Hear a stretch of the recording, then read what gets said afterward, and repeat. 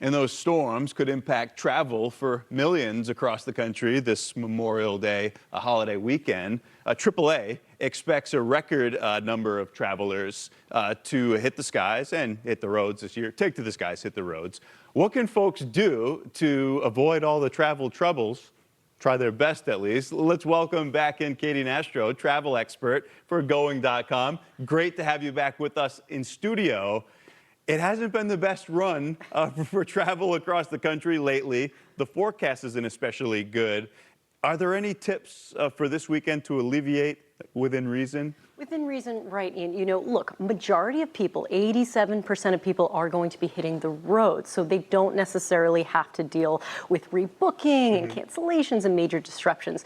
But, you know, for our road warriors out there, we want you to get on the road as early as possible because that's across the weekend what we're seeing, you know, less of a chance to hit that really, really severe weather if you can get out early, as well as avoid the crowds because, you know, according to AAA, we are seeing that majority of people that are taking road trips are heading out in the late afternoon, specifically on the Friday, so tomorrow. Yeah. What kind of numbers are we talking about? Oh gosh, we are anticipating record-breaking numbers. Over 45 million people are looking to travel this Memorial Day weekend. The last time we saw a roughly 44 million mark was in 2005. Wow. So that's pretty big of an increase. And so, you know, again, majority of people are going to be hitting the road, but there is a majority of people, or a section of people that will be taking to the skies. So my biggest advice is keep your eye on your reservation, download that airline app.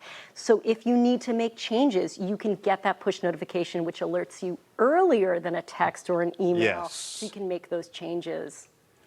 We have to ask you, we're showing some of the TSA numbers. We've had some trouble at airports across the country, namely Newark. If you are going to be traveling, you mentioned that one tip, but for the crowds, when we're talking about TSA lines, are there any indications of added issues there?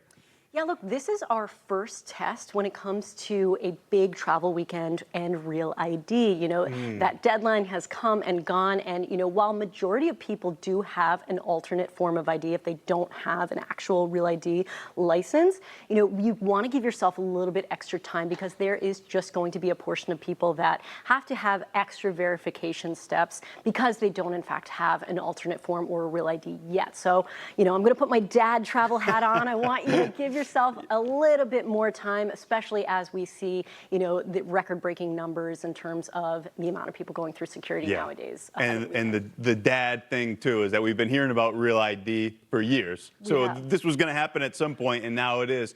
Before we let you go, this is the unofficial start of summer, right? We always talk about travel-related numbers. Oftentimes, they're scary or bad. Airfares are down nearly 8%.